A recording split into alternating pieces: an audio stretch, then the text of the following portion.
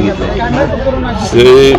मी आज SP साहेबांची भेट महादेव दत्तात्रय मुंडे यांचा 15 महिन्यापूर्वी जो खून झालेला आहे परळीमध्ये, त्याची अद्यापपर्यंत तपास लागलेला नाही. आणि याचं कारण परळी पोलीसमध्ये सर्व पोलीस बहुतेक अधिकाऱ्यांपासून कर्मचाऱ्यांपर्यंत हे आकांनीच निवडलेले लोक आहेत.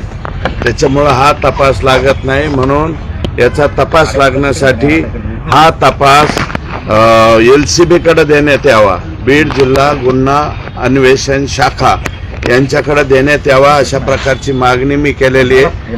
आणि हेच मागणी त्यांचे बंधू यांनी सुद्धा केलेली आहे, मुंडेंनी, आणि त्यांच्या पत्नींनी सुद्धा त्या ठिकाणी बोलताना सांगितलेलं आहे.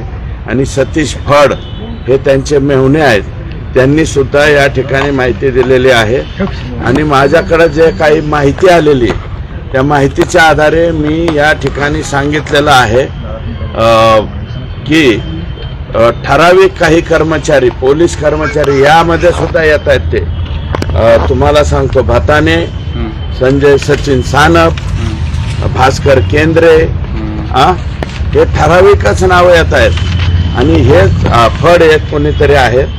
हे सर्व कर्मचारी बघा तुम्ही, विष्णू फड, पोलीस कर्मचारी गोविंद भताने, पोलीस कर्मचारी भास्कर केंद्रे,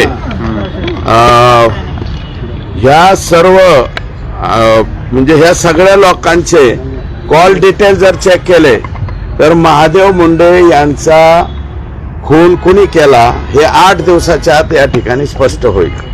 आणि ह्या सगळे या कर्मचाऱ्याला रवींद्र सानप पासून ते आता मी नाव घेतलेले हे सगळे कर्मचारी, यातले भास्कर केंद्रे 15 वर्षापासून फक्त परळी तालुक्यातच आहेत.